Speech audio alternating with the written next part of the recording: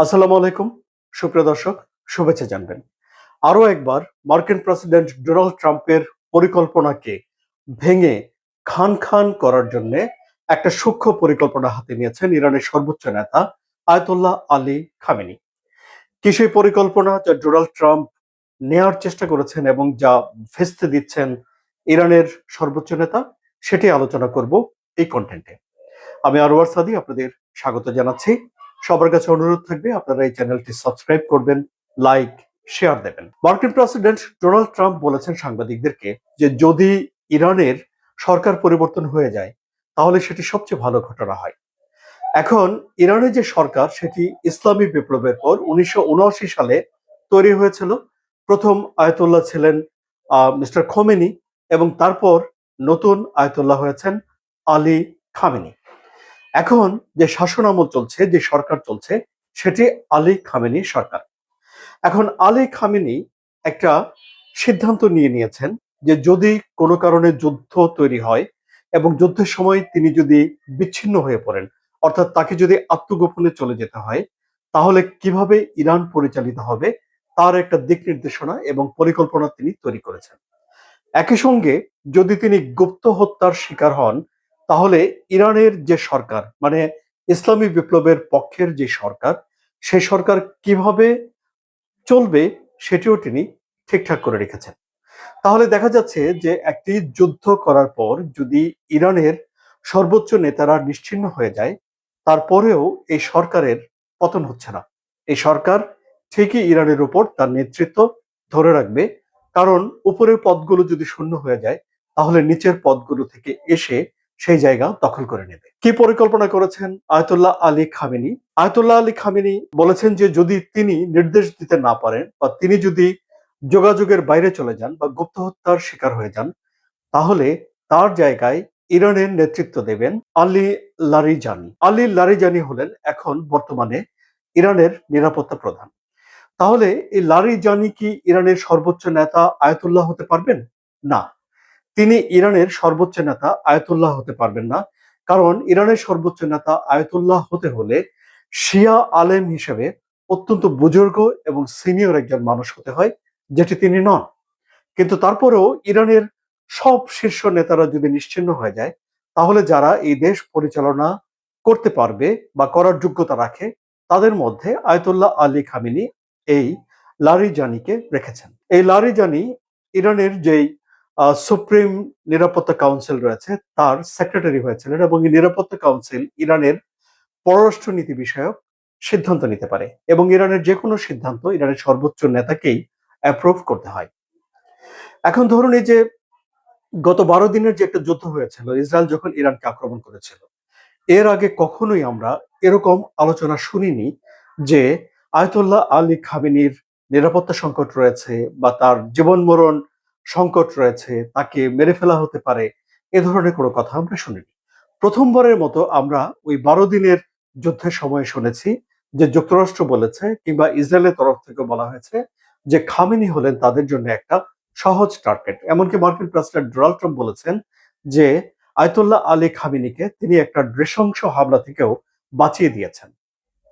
আবার ধরুন এখন এই যে সরকার পরিবর্তন করে ফেলার জন্য বা ইরানে যখনই কোনো একটা হামলা হয়েছে, সেটি ইসরায়েল হামলা করুক আর ইরান হামলা করুক, প্রথম দফাতেই তারা বেশ কিছু গুরুত্বপূর্ণ নেতৃত্বকে হারিয়ে ফেলেছে। আমি এই যে ইরাক ইরান যুদ্ধে কারা কারা হারিয়ে গেল ইরান থেকে তাদের ব্যাপারে কিছু বলছি না, বরং যে বিষয়টি আমাদের সবার স্মৃতিতে রয়েছে, গত 12 দিনের যুদ্ধে ইরান তাদের সামরিক বাহিনীর প্রধান, তাদের আইআরজিসি কমান্ডারদের এবং আইআরজিসি প্রধান, সামরিক বাহিনীর শীর্ষ বেশ কয়েকজন কমান্ডার, তাদের নিউক্লিয়ার সায়েন্টিস্ট, তাদেরকে মেরে ফেলেছিল ইসরায়েল হামলা চালিয়ে প্রথম দফাতে। সুতরাং এখন ইরান আশঙ্কা করছে যে যদি যুদ্ধ লেগেই যায় তাহলে তারা আবারও তাদের শীর্ষ নেতাদের হারিয়ে ফেলতে পারে এবং এই আশঙ্কা তারা করছে বলেই এখন ইরান সতর্কতামূলক একটা পদক্ষেপ নিয়ে রেখেছে যে কারা তাদের অনুপস্থিতিতে সরকার পরিচালনা করবে। আবার ধরুন এমনও হতে পারে যে আক্রমণের পর তারাও বহাল তবিয়তে রয়েছেন এবং তারাই সেই যুদ্ধের মোকাবেলা করছেন এবং সরকার পরিচালনা করছেন। তারপরেও একটা সতর্কতামূলক পদক্ষেপ আমরা দেখলাম যে ইরানের তরফ থেকে নেওয়া হয়েছে। কি বলা হয়েছে সেখানে? বলা হয়েছে যে তারা পরপর 4 জন নেতা স্থির করে রেখেছেন। মানে আয়াতুল্লাহ আলী খামেনি প্রতিটি পদের জন্য গুরুত্বপূর্ণ যে প্রধান প্রধান পদগুলো রয়েছে ইরানের সরকার পরিচালনা করার জন্য, সেখানে 1 2 3 4 চারজন করে লোক ঠিক করে রেখেছেন।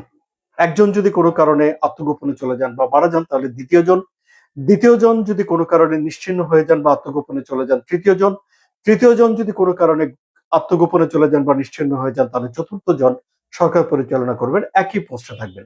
অর্থাৎ একটা আদর্শ ভিত্তিক অর্গানাইজড গভর্নমেন্টের যে ফর্ম আয়াতুল্লাহ আলী খামেনি তৈরি করেছেন, সে গভর্নমেন্টের ফর্ম ঠিক রইলো, তারা কি কাজ করবে ঠিক রইলো, কি ধরনের সিদ্ধান্ত নেবে ঠিক রইলো, কোন মূলনীতির আলোকে তারা চলবে সেগুলো ঠিক রইলো, শুধুমাত্র তাদের লোকগুলো চলে গেল।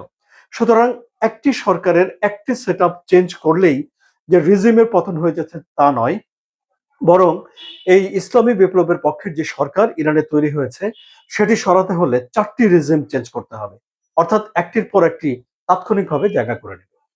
এবং আয়াতুল্লাহ আলী খামেনি বলেছেন যে যে ঊর্ধ্বতন কর্মকর্তারা রয়েছেন তাদেরকে তিনি বলেছেন যে তারাও যেন তাদের উত্তরসূরি 4জন করে নির্ধারণ করে রাখেন। এই যে ইরানের নিরাপত্তা প্রধান, তিনি কতটুকু গুরুত্বপূর্ণ এটি বলার জন্য একটি ঘটনা আপনাদেরকে বলতে পারি। সেই ঘটনাটি হলো যে যখন মার্কিন প্রেসিডেন্ট ডোনাল্ড ট্রাম্প বলেছেন যে বিক্ষোভকারীদেরকে যদি ইরান হত্যা করে তাহলে যুক্তরাষ্ট্র ইরানে হামলা করবে। মানে এই যে 1 মাস আগে 28শে ডিসেম্বর যে বিক্ষোভ শুরু হয়েছিল, তখন যে ডোনাল্ড ট্রাম্প যেসব হুমকিগুলো দিয়েছেন, তখন ডোনাল্ড ট্রাম্পের বিশেষ দূত মধ্যপ্রাচ্য বিষয়ে স্টিভ উইটকফ তিনি আব্বাস আরাকচির সঙ্গে যোগাযোগ করার চেষ্টা করেছেন। এখন আব্বাস আরাকচি তার বস অর্থাৎ প্রেসিডেন্ট মাসুদ পেজেশকিয়ানের সঙ্গে গিয়ে দেখা করেছেন এবং বলেছেন যে তিনি কি স্টিভ উইটকফের সঙ্গে যোগাযোগ করবেন, এ বিষয়ে কথাবার্তা বলবেন, তিনি একটা অনুমতি চেয়েছেন। মাসুদ পেজেশকিয়ান নিজে কোনো রকম সিদ্ধান্ত নেননি এবং তিনি সিদ্ধান্ত নেয়ার জন্য সরাসরি বলেছেন উইটকফকে যেন তিনি এই নিরাপত্তা প্রধানের কাছে চলে যান। তাহলে এখন এই যে তথ্যগুলো আমি আপনাদেরকে বললাম, এই সবগুলো তথ্য প্রকাশ করেছে নিউ ইয়র্ক টাইমস। আমেরিকার এই পত্রিকাটি এই প্রতিবেদন করার জন্য তারা ইসলামী বিপ্লবী রক্ষী বাহিনীর কমান্ডারদের, সেখানকার কর্মকর্তাদের, ইরানের ভেতরের বিভিন্ন লোকের সাক্ষাৎকার নিয়েছে এবং সেই সব সাক্ষাৎকারের ভিত্তিতে তারা এই প্রতিবেদনটি করেছে। এবং এই প্রতিবেদনে দাবি করা হয়েছে যে এখন পেজেশকিয়ান আসলে ক্ষমতা ছেড়ে দিতে পারলেই বাঁচেন। এখন ধরুন আয়াতুল্লাহ আলী খামেনির অনুপস্থিতিতে যারা সরকার পরিচালনা করতে পারবেন তাদের একজনের নাম তো আমি আপনাদেরকে বললাম, তিনি দেশটির নিরাপত্তা প্রধান। দ্বিতীয় জন হলেন দেশটির পার্লামেন্টের স্পিকার এবং তৃতীয় জন হলো ইরানের সাবেক প্রেসিডেন্ট হাসান রুহানি। এই নামগুলোই এই পত্রিকাতে মেনশন করা হয়েছে। যাই হোক, ইরান তার সরকার পরিচালনার জন্য যেই চিন্তাভাবনা এবং পরিচালনা করছে, তাতে করে মার্কিন প্রেসিডেন্ট ডোনাল্ড ট্রাম্পের একটা পরিকল্পনা বা স্বপ্ন ভেঙে যায় খান খান করে। কি সেটি? সেটি হলো যে ডোনাল্ড ট্রাম্প বলেছিলেন এই রিজিম পরিবর্তন হয়ে গেলে ভালো হয়, অর্থাৎ সরকার উল্টে দেওয়ার যেই পরিকল্পনা, ইরানের ভাষায় ষড়যন্ত্র, ইসরায়েল এবং যুক্তরাষ্ট্রের রয়েছে, তাকেই এখন ভন্ডুল করে দেওয়ার জন্য খামেনি একটা সুদূর প্রসারী পরিকল্পনা করলেন, যা আমি আপনাদেরকে শোনালাম। কেমন লাগলো আলোচনা? যদি ভালো লাগে তাহলে সাবস্ক্রাইব করে চ্যানেলের সঙ্গে থাকবেন। ধন্যবাদ সবাইকে।